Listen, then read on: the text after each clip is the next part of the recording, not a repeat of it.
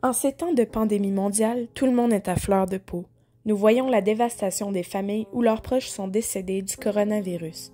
Nous voyons la terreur venant des gens qui ont peur de mourir, le découragement de ceux et celles qui n'en peuvent plus de cette situation planétaire et qui se répètent sans arrêt, mais quand est-ce que tout cela va cesser? Je te le dis, un seul peut apaiser ton cœur, et c'est le Seigneur, c'est Jésus.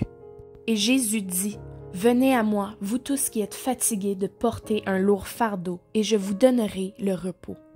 Prenez sur vous mon joug et laissez-moi vous instruire, car je suis doux et humble de cœur, et vous trouverez le repos pour vous-même. Jésus est là pour porter tous tes fardeaux, tes souffrances et tes péchés. Il te promet de te donner le repos. Prie pour que Dieu soulage tes peines, car c'est le seul qui puisse le faire et qui va le faire. Jésus est le médicament de ta fatigue et de tes souffrances émotionnelles. Dieu est si puissant. Il porte le monde dans le creux de sa main. Il peut donc très bien soulager tes peines. Vois comme sa puissance est immense. Ne le sais-tu pas? Ne l'as-tu pas appris? C'est le Dieu d'éternité, l'Éternel qui a créé les extrémités de la terre. Il ne se fatigue pas, il ne s'épuise pas.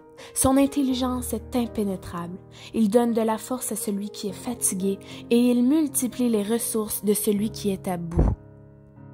Il est tout-puissant, tu peux tout puiser en lui. Il faut que tu lui confies tes émotions, tes états d'âme.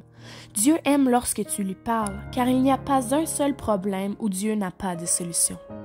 C'est l'Éternel, le Tout-Puissant. Il te donnera sa force, sa bonté, sa patience, sa puissance et j'en passe. Tu peux demander cela à l'Éternel dans tes prières. Il est là et il t'écoute. Il est ton Père, ton Papa, ton protecteur et surtout, il t'aime et n'aime pas te voir souffrir. Oui, c'est en Dieu que mon âme se confie. De lui vient mon salut. Oui, c'est lui qui est mon rocher et mon salut. Ma haute retraite, je ne chancellerai guère. Il faut que tu aies une relation avec Dieu. Parle-lui dans ta journée. Parle-lui de ce petit oiseau si magnifique que tu as vu. Confie-lui tes plus grandes joies et tes plus grands succès.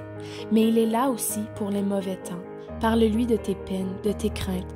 Dieu est la meilleure écoute, la meilleure oreille. Il frappe à la porte de ton cœur. C'est à toi de lui ouvrir. Aie du zèle et fais confiance à Dieu car il est bon en toutes choses. Ma chair et mon cœur peuvent se consumer. Dieu sera toujours le rocher de mon cœur et mon partage.